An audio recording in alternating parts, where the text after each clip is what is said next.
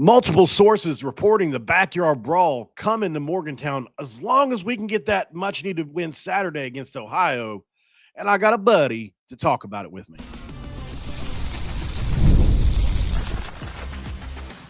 You are Locked On West Virginia, your daily podcast on the West Virginia Mountaineers, part of the Locked On Podcast Network, your team every day. And what is up, guys? Welcome back in. My name is Mountaineer Paul. I am your host, your esteemed host. And this is Locked On West Virginia, baby, where we're talking about the Mountaineers again today on the football side of things. And grateful to do so, but not alone. We got Cody Stovall here to talk West Virginia Mountaineers and Oklahoma State Cowboy football. Yes, sir. As you guys have the easiest Saturday slate of the year. Right. Only 28.5 point underdogs this weekend. You know what? I can say this. Shout out to FanDuel for giving us all the opportunity for capitalization moments here, right?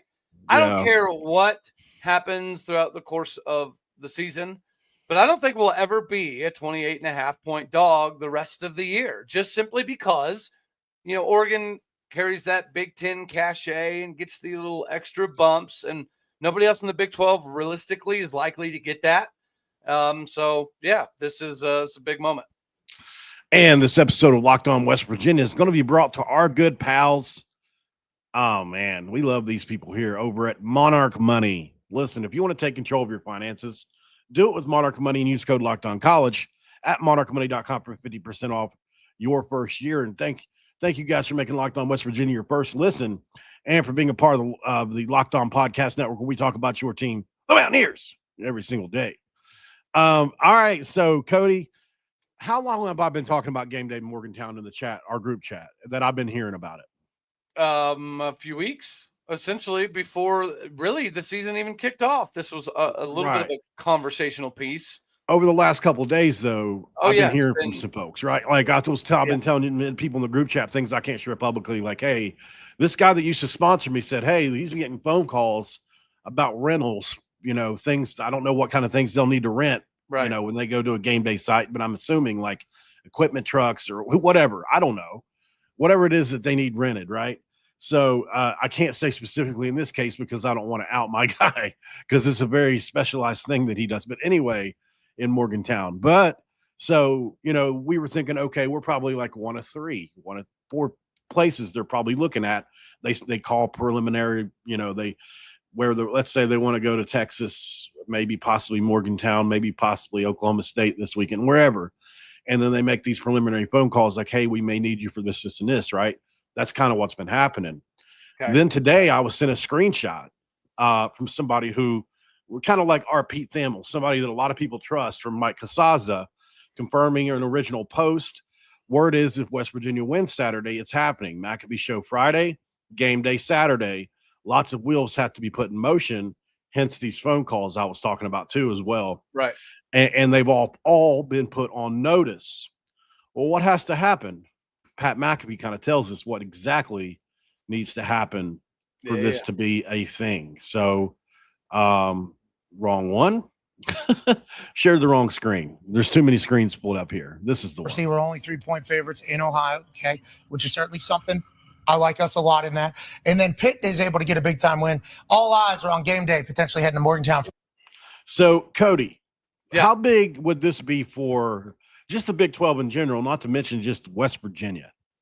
Well, it's big is an understatement, buddy. This is massive and extremely important because the Big 12, like I just mentioned, they're not going to get the benefit of the, elevated status more often than not in the course of the season. So the Big 12 will never be in a position this year where we have a number 2 versus number 4 matchup or a number 3 versus number 7 matchup. It's just not going to happen because the perception of the Big 12 is never going to surpass some of the teams in the SEC, right? We're going to see it. There will be a 2-loss, 3-loss SEC Big 10 squad that still is hovering in that top 8, top 10 spot. And the Big 12 will be on the outside looking in some areas. So we're not going to get very many marquee game opportunities. This is it, especially early on in the season. It's a must. It's a must-have for the Big 12. And thank goodness the Big 12 does have somebody like Pat McAfee out there helping to represent and politic to make something like this happen. Because without Pat McAfee, I don't know that this would even really be a conversation for the Big 12. I can almost imagine how this is going behind closed doors, and this is really me speculating here, right? But I mean, here's what I know about the history of this game, Cody. Pat McAfee was on that West Virginia team in 2006 and 7 that should have went to the national championship game. We were 28.5-point favorites, just like Oregon State is over you guys this weekend, except 10 games into the season, that big favorite. So it's like you really got the data now. Like, we know who's good and who's not by this point in the year. Right. We played a 3 or 4 win Pitt team, whatever they were, and we were a 10-win team, and we had to win one more game, and mathematically we couldn't be eliminated. And then it happened. The biggest loss in the history of our school. We'd already been in the national championship game once before that and lost the game. So this was our redemption day, right? And we had what a lot of us still think is the best team we've ever had. That team went on to beat a Sam Bradford-led undefeated Oklahoma team, shellacked them by 28 points, right? Yeah. So we knew they were good, and they proved it. But we want redemption. Rich Rod leaves, so there's so many storylines here. Obviously, there's Rich Rodriguez. There's the prodigal son return 18 years later. You've got a 13-9 game being played on 9-13.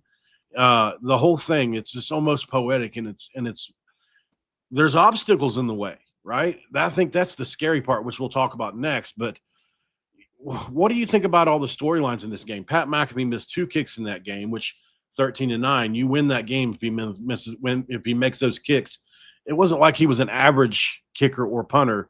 Right. He's literally a Hall of Fame career in the NFL as a punter, and would have kicked had been a Terry not been their kicker in Indy. So, probably. I mean, he's got the most points in school history for us. So, I think there's just so many things to look at. Nick Saban, West Virginia native, right? Desmond Howard, Michigan guy, right? I mean, he was around Rich Rod whenever he went to Michigan. So there's literally somebody at that table in every spot and every seat. Kirk Herbstreit watched it all from the game day desk. And so there's somebody at every spot at that table that can speak to that game back then. And there's so many storylines you can, it's not, how many times has a game like this come around 18 years later, Cody? When you consider, Florida and whoever they play this weekend, they're both ranked. That's an every year game. That happens every year. Yeah. You don't get these kind of games every year where it's all storylines that are involved.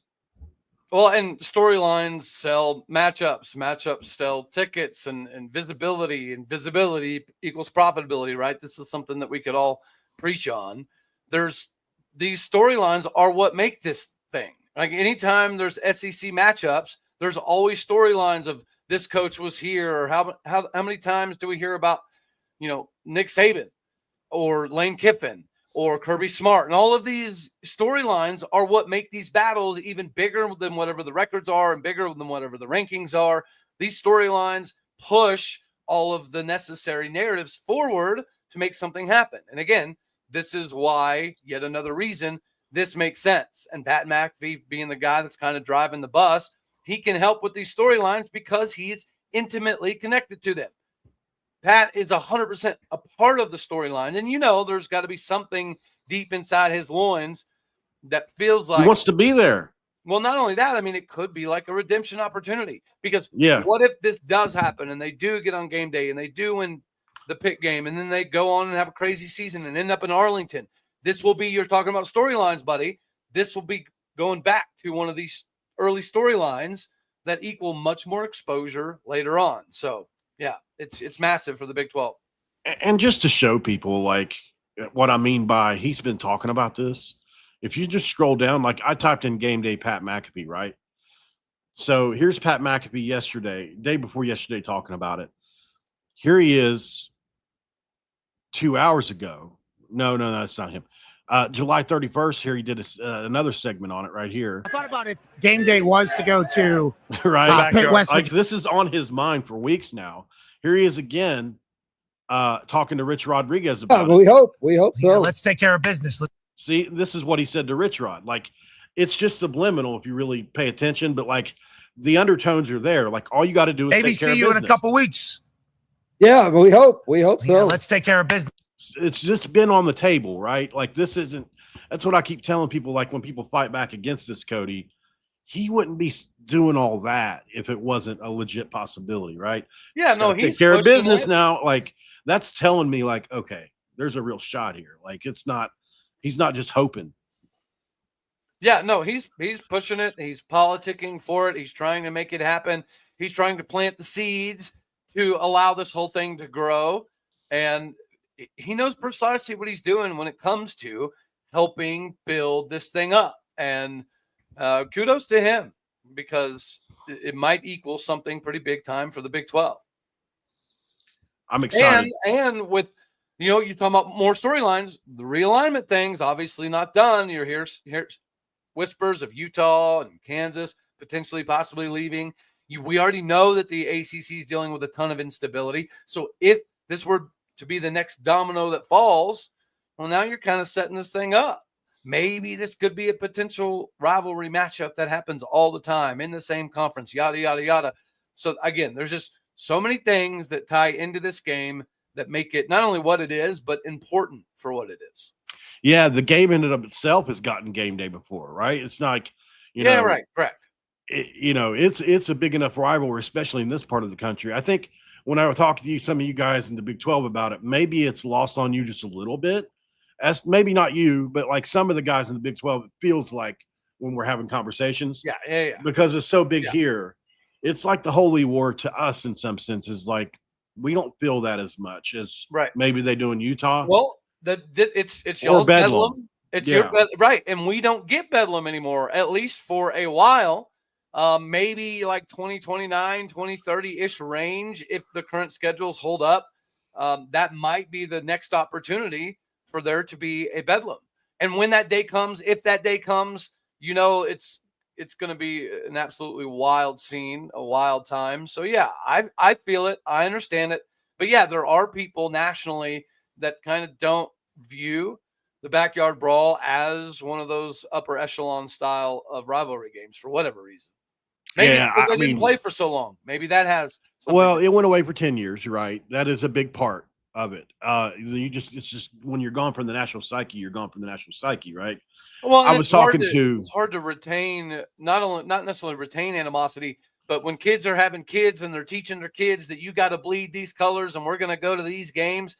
If you're not playing a team for years and you're telling your kids like, hey, we absolutely hate Pitt, and they don't ever see it happen, eventually they're like, why? Why do we hate Pitt? Like we never played them. Why does, you know what I mean? Yeah. And that you're 100% right. That has a potential to happen to Bedlam, which I cannot stand. At least we're playing it in every other sport for the most part every year still, but football's the big kahuna. It's the big one that matters. It's the front porch of all universities. Let's go to break, Cody. On the other side, we'll talk a little bit more about your game. Oklahoma State playing Oregon. Is there any chance in hell that the Fighting Mullets have a chance against the Ducks, who you've been ruffling some feathers from what I understand in Duck country? And we'll talk about Ohio as well, because West Virginia has to get by the Ohio Bobcats. We're both playing teams that start with O this week, and they both wear green. I don't know, man. We'll talk about it next. And this episode of Locked On West Virginia going to be brought to you by our friends at Mazda Standard. A new read for us on this one this week, Cody. Mazda crafts cars for those who choose to do more than they simply move. They follow the moves that move them every time they drive. And that's what makes Mazda stand out, man. They go beyond safety, beyond style, and performance to deliver a driving experience that feels alive in every detail. And they offer more than safety. It's won more than 225. Gosh, that's a lot. IHS Top Safety Pick Awards. That's more than anybody else as of August of 2025. And an athlete focuses on every detail. Well, so does Mazda. From metallic accents to hand-stitched Napa leather. It's the small details that make big plays. And just like there's more to every player, there's more to the Mazda vehicle. So go to Mazda, move, and be moved. And of course, we can't forget about our friends over at FanDuel. With FanDuel, guys, the NFL season is almost here, and FanDuel is making sure you're ready for kickoff with a can't-miss offer. Right now, new customers can bet just $5, make you holler, and if your bet wins, you'll get $300 in bonus bets. That's if you win to bet across the app. I love FanDuel, man, because it kind of fits however you like to bet. You like prayer props, we can go that direction. Or what if you like a same game parlay? Jump into it. Or you can even jump in live as the action unfolds. If you were lucky, you picked the Corso special last week. He won every game. So are you ready to play? Because download the FanDuel app today now by using FanDuel.com to get started. That's FanDuel.com, man.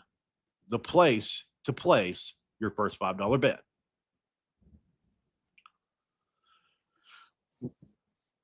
It's segment 2. That's going to crack open a do, man. And a green one at that. It's a code red. It's a code red. If I was drinking a Baja Blast and we win this weekend, you can Baja Blast my ass up into the sun because we need to beat them Bobcats. But before we get there, let's talk about them effing Ducks. Yeah, it's duck hunting season, and as they say down south, fluff the ducks. Yeah, they do. This whole you didn't know that, right? You don't no, I didn't know they said fluff the ducks. Well, now you know. And next time you head down south, if you walk around saying fluff the ducks, everybody's going to be with you. Now, realistically, athletically, they should be a problem. Yeah. Their ability in the depth department should be a problem. Their ability, you ready for this controversial take? Their ability to pay top-notch dollar for a roster. God. It should be a problem. And, the crazy part of all this is, and, I talked a little bit off air, I have spent the last couple of weeks trying to ingratiate myself with the duck country because as somebody's grandmother once said, it's easier to attract with honey than it is with vinegar. Right. But that doesn't seem to work for whatever reason with duck country, because no matter how, beneficial you are towards their ducks and how you talk about how many NFL guys they have and how many guys you voted for the top 100 dudes, this and that and the other, it doesn't matter.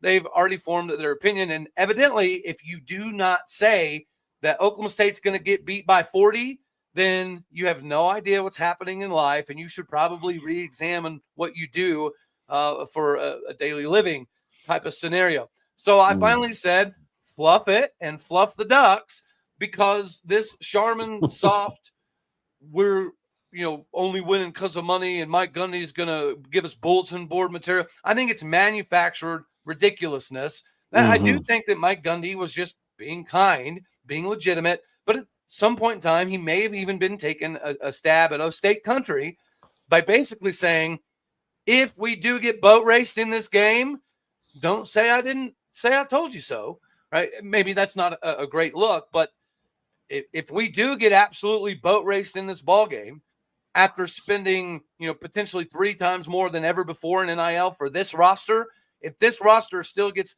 decimated by this Duck squad, then it does let us know that we're quite a ways away from being where we need to be. It's interesting, man. I think, for years you just look at it and you could throw this one thing at the problem. Mike Gundy's the coach. That ain't working anymore, right? I mean, we're kind of past the point to where you can say, I just trust Mike Gundy to figure it out. Like that's how my mind has worked for so long. Yeah. I mean, it just seems like, what was it, 2 years ago or 3 that Ollie Gordon was running over everybody? It wasn't long ago. 2 years. 2 years. He won the Doak Walker run for almost 1,800 yards. It started against us after you guys struggled. He ran us into the Big 12 title game. Yeah. And like we saw it coming. We knew it was coming. But well, Paul, I think more than anything, it's not necessarily that Mike Gundy's the guy or the coach, and he's always been that fearless leader. It's more of the developmental aspects. And I think that schools like Kansas State, Iowa State, even West Virginia to some degree can have some relatability here, because we've never necessarily been able to go and get all of the 4-star consensus 5-star level dudes. So we had to cut our teeth on the 2-star, 3-stars that you'd build up, right? Put 50, 60 pounds on somebody, shave somebody's 40 down from a 4.8 to a 4.6 and make them a reasonable linebacker, defensive end, whatever the case may be. You can't do that anymore. In this, you can't do it anymore. Era, well, if you're not playing in 2.5 years-ish. Right. Well, I think that's what coaches are trying to do now. Now that you have the cap, the thought is, yeah, maybe we can't go out and spend what Oregon can, but we can retain enough to hopefully be good in a couple of years because you can at least pay your roster that you're bringing in. You know what I'm saying? Maybe. You're going to lose guys still, but hopefully you can retain guys is the hope. Obviously, I don't know. You know, I mean, we're in a similar boat. We spent, I think, 15.5 or 16 or whatever it was. I think we're in between 13, 15-ish, right around there. Yeah. And neither of us are within a third of what Texas Tech spent, right? So we get it. But with us, and what's different from us than you this now, I think that we have Rich Rod back is, you know, what Rich Rod did the first time at West Virginia to be good, whenever things were slated and not in our favor, especially in the Big East, was we were extremely unique and different with the offense that we ran, with the defense we ran in the 3-3-5. This was in 2007, before Heacock at Iowa State or anybody did it, right? Yeah. Now it's hard to do. It's hard to be different in this day and age of college football. Everybody's running what Rich Rod did. Everybody's doing RPO. Everybody's running 3-3-5. So what did Rich Rod go do? He went and got Zach Alley, who does something unique and different. He doesn't do what anybody else does anymore. He runs a 3-3-5 and a 4-2-5, right? So he does all these different things. Mm-hmm. So hopefully that separates us in some ways. But yeah, at the end of the day, I feel your pain with it, man. So let's close the book on this Oregon thing really quick. We'll go to break and we'll talk about Ohio in the next segment. What do you think? What are you thinking from? Give me a couple matchups to look at, and then give me a score prediction, man. What are you thinking? Well, actually, that's in the next segment, isn't it? Let's just go to break. We'll do it in the next segment. Too easy. All right, we'll be right back. And of course, this episode of Locked On West Virginia is going to be brought to you by Monarch Money, y'all. We're talking about Monarch Money on this one for multiple reasons, and it's mostly because if you're like me, most people can't name all their financial accounts or even what they're worth, whether it's 401ks, properties, investments, what have you. And when you don't have the full picture, you can end up leaving money on the table, man. And that's where Monarch Money comes in. It's an all-in-one personal finance tool that brings your entire financial life together in one clean, easy-to-use interface on your laptop or phone. Monarch Money is built for people with busy lives. So if you put off organizing your finances, well, Monarch Money is for you because it does the heavy lifting for you. You can link all your accounts in minutes, see clear data visuals, and get smart categorization of your spending. Finally feel in control of your money without ever touching a spreadsheet. That's right. Don't let the financial opportunity slip through the butt crack. Use code LOCKEDONCollege at monarchmoney.com in your browser for half off your first year. That's 50% off your first year at monarchmoney.com. And don't forget about the code LOCKEDONCollege. And of course, we're back with Cody Stovall. Appreciate you for being here, man. Before we go any further, we got close to 300 people watching. Tell everybody where they can find you on any given point of the day. Either hopping around your house or that's it. Hopping around town, doing my little inner Tigger the Tiger thing. Obviously Locked On Oklahoma State show. Cover some 7-on-7 recruiting, things of that nature with Prospect Sports and Epic Sports. So I'm not entirely difficult to track down. Okay. Yeah, and you're also on X at O State All Day, right? Indeed. Yes. Right. Good call. Give me a couple matchup of this Oregon game really quick. What is your feel for it? I've heard you use the terms boat raced. A lot of them, they're spending so much more money, but that doesn't always matter. I mean, upsets happen, right? Well, correct. You just have to be able to find yourself in a position when it's late in the game. I mean, that's it. If it's within striking distance in the fourth quarter, anything can happen. Obviously, what we're going to have to do is create a couple turnovers. If this thing is just hat on hat, 11 on 11, best on best, then we're probably not going to have a pretty good opportunity to win. But at the same point in time, you talk about matchups. I would say returning cornerback Cam Smith going up against DeCorian Moore. DeCorian Moore has shades of Ryan Williams at the beginning of Alabama this previous season, a true freshman who has all of the skills, all of the talent already. He sounds good. His name sounds like he would be good. Well, there you go. So I think Cam Smith is going to have the biggest test of his career, likely, as being the guy at corner, taking on DeCorian Moore. Our offensive line, the ability to protect. They've got a big old boy in Amari Washington, 6'3", 355 pounds. Yep. And we are going to be without our starting center. So now our backup center is going to have to take on somebody that big, that moves like a defensive end, that has the athleticism of a potential tweener linebacker at 355 pounds, right? So that matchup right there, Amari Washington taking on Austin Kwecky, that's going to be a problematic matchup. We do have Jacoby Sanders, who's 350, 6'2", 6'3", right around the same size and range. But he's young, he's underdeveloped, he hasn't played it all yet, right? So I would imagine we'd go with Austin Kwecky there. That's going to be a massive matchup. And then additionally to that, when they have a first-round tight end in Kenyon Sadiq, this is going to test our linebackers. We're about to find out if Brian McCoy or Brandon Rawls are legitimately worthy of a fifth-round draft grade, which is precisely what McCoy got coming out of Akron this previous season. If he's worth a fifth-round draft grade, is he going to get beat by a first-rounder, second-rounder dude occasionally? Yes, he is. But as long as he can somewhat contain Sadiq, then we should be okay to at least give ourselves a shot in this game. Because we have Wendell Gregory. That's the Cowboy name to watch. That dude looks special. So yeah. What's your prediction for the game? Score prediction? 34-21. I feel like that's at this point in time, it's realistic. That'd be a win for you guys if you can keep it that close, probably. I mean, I hate consolation prizes, especially when we had 18 years of winning 8 to 11 to 12 games repeatedly. But you guys are spoiled. Right. So after a 3-win season, I'm not one of those, well, if we'll make a bowl game, that's good enough. I'm not that guy. But I will say in this particular game, there was never a point in time where it looked like we were going to beat Oregon.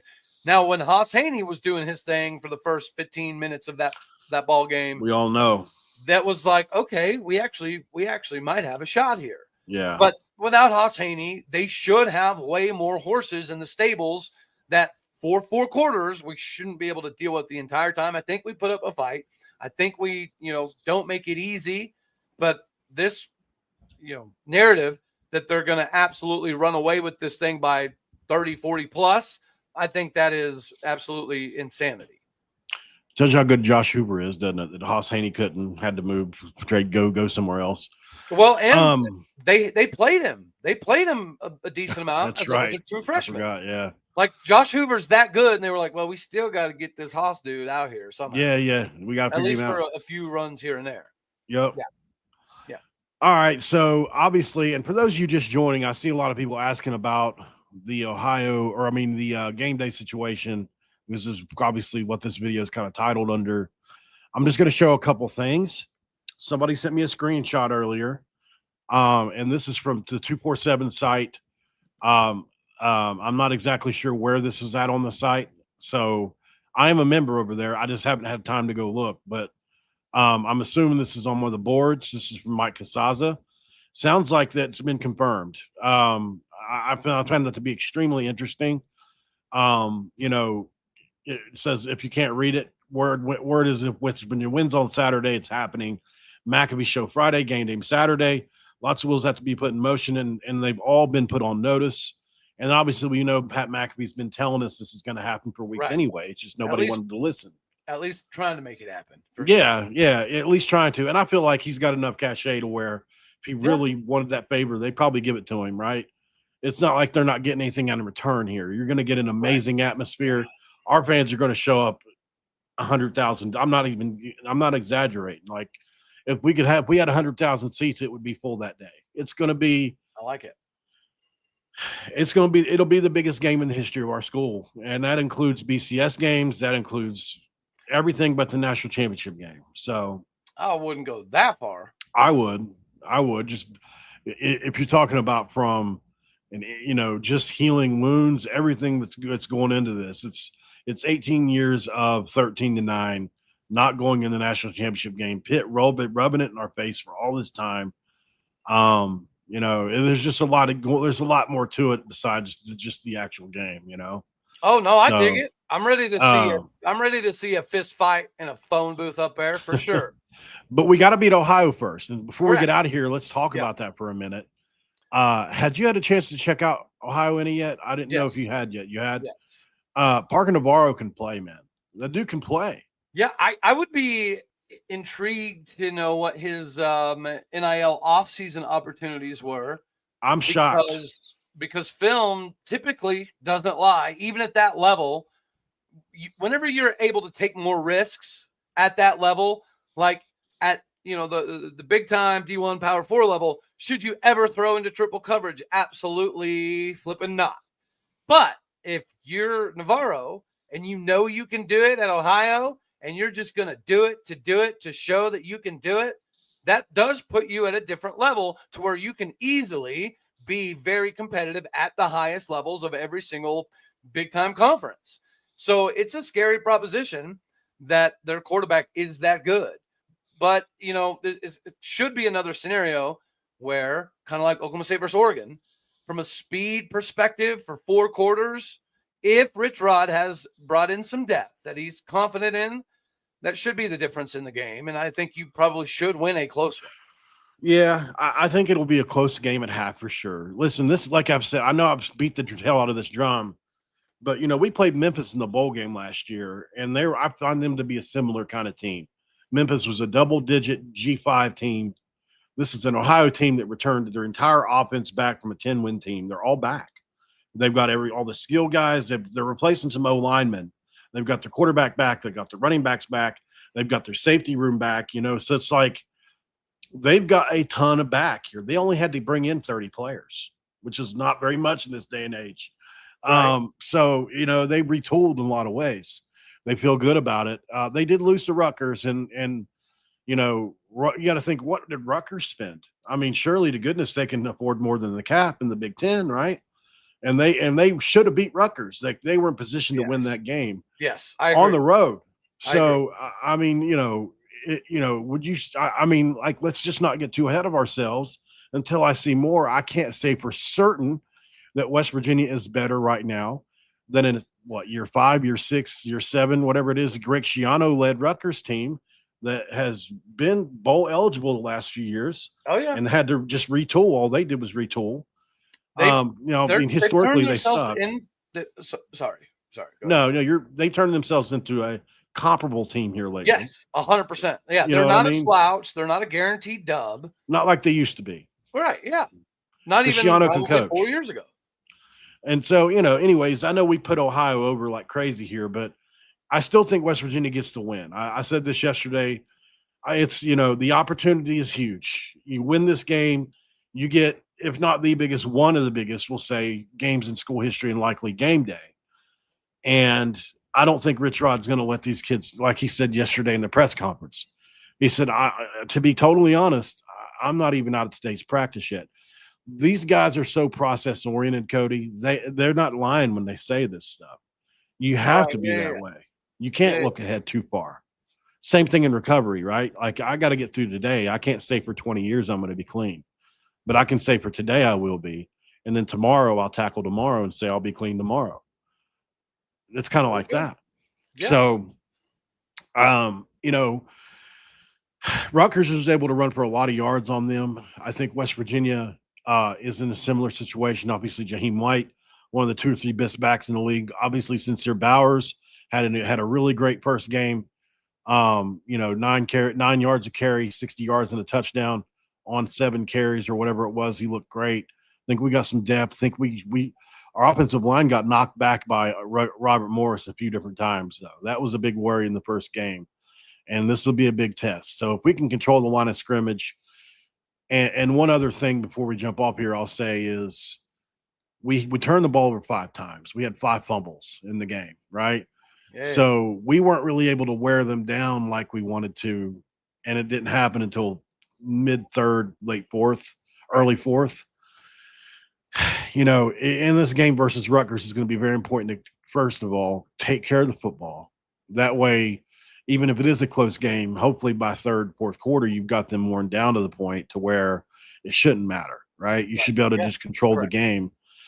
And then lastly, our defense. Zach Alley, we can say it till the cows come home, but West Virginia paid $2 million in the Big 12. It's not like this is the SEC for a defensive coordinator. Probably the highest paid one in the league. I don't know who gets paid, if anybody gets paid more than that. No, there's no way. And you steal him from Oklahoma, who did not want to lose him, and they got Brent Venables. You know, obviously Rich Rod's his boy. That's the only reason we got him. Right. And our first outing was amazing. 2 yards of play, 3 points. You give the ball away 5 times and don't even allow a touchdown. Even against an FCS team, that's pretty good. So there's a lot of optimism. It comes down to what side of the coin do you believe West Virginia falls on? The first half side of the coin or the second half side of the coin? Because those were entirely 2 different teams. So it depends on which one of those shows up. If the first half version of WV shows up, then you're going to be in a dogfight till the 4th, and it's going to suck. But if the second half version of y'all show up, you might end up winning by 20 plus when it's all said and done. Which would give us a lot of confidence based on how good Ohio thinks they are. Yeah. No, I mean, it's visible that Ohio is going to be a legitimate test. Yeah. Well, and here's the other thing. They're expecting the biggest crowd in the history of their stadium. By far. Yeah, and it's on the road. Correct. It's on the road. Yeah, we've got West Virginia fans buying season tickets and the whole 9 to be there. So it's going to be a fun atmosphere. Okay. It's going to be a fun game. We got two big games this weekend, both on the road. What are you thinking, man? I mean, at the end of the day, if we both get wins, it's going to be a great day. Hopefully one of us can. You know, for the Big 12's sake, we'd love to see you guys beat Oregon. And it's going to be a fun weekend, man. And definitely going to be rooting for you guys. I can't thank you enough for coming on, bub.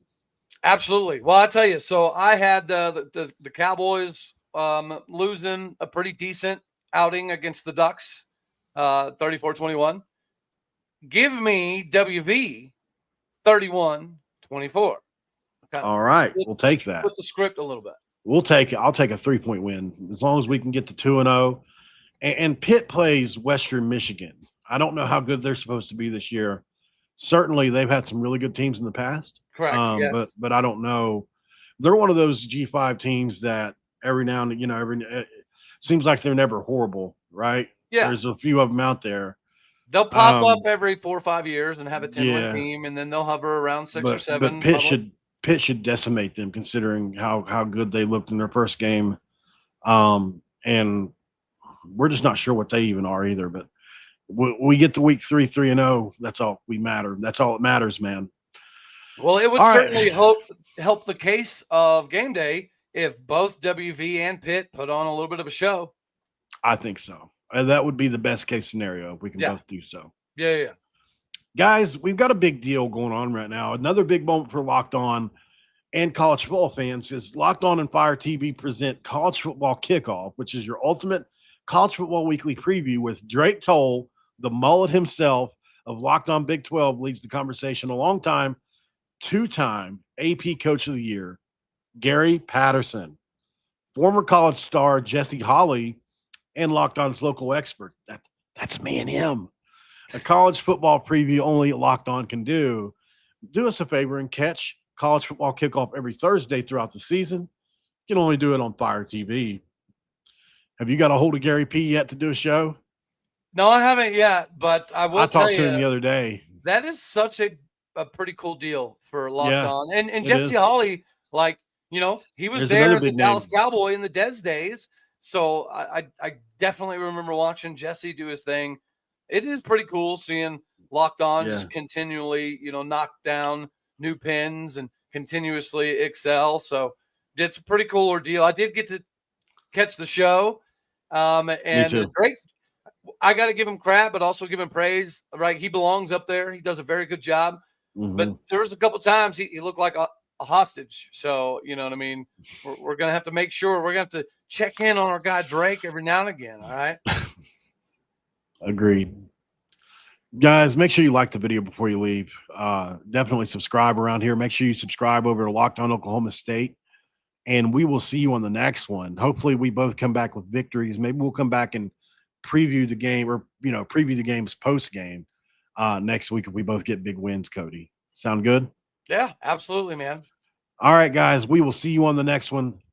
Make sure you check out Locked On Portal as well, as our dude Brian Smith is crushing it over there. Yeah. One of the biggest on the podcast scene for us now. And that's a relatively newer show. So he's killing it. And we'll see you guys on the next one. Have a great rest of your day. Yeah. and we're out of here. Yeah.